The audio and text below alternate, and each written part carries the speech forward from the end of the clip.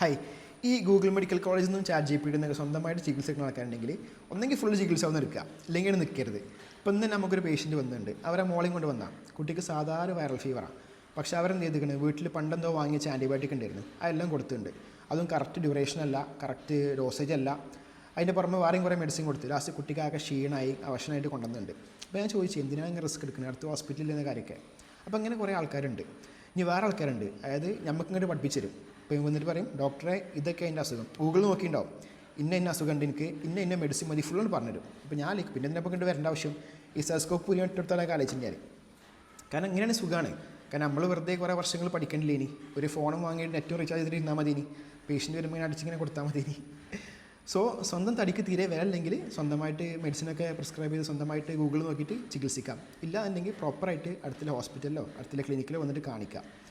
കാരണം സ്വന്തം തടിയാണ്, അതൊന്ന് മനസ്സിലാക്കുക. കാരണം ഈ ആൻറ്റിബയോട്ടിക്കും വേറെ കുറേ മെഡിസിൻസ് ഒന്നും ഒരിക്കലും നമ്മൾ സ്വന്തം ഇഷ്ടപ്രകാരം എടുക്കരുത്. അതിന് പ്രോപ്പർ ഡോസേജ് ഉണ്ട്, പ്രോപ്പർ ചികിത്സാ രീതി ഉണ്ട്. അങ്ങനെയൊക്കെ നോക്കിയിട്ട് മാത്രം കൊടുക്കേണ്ട കാര്യങ്ങളാണ്. അല്ലാതെ എല്ലാ അസുഖങ്ങൾക്കും ആൻറ്റിബയോട്ടിക്കും ബാക്കി മെഡിസിനും എടുക്കരുത്. സോ നിങ്ങൾ സ്വന്തം ഹെൽത്തിന് പേടിയുണ്ടെങ്കിൽ ഡോക്ടറെ വന്ന് കാണിച്ചിട്ട് എടുക്കുക.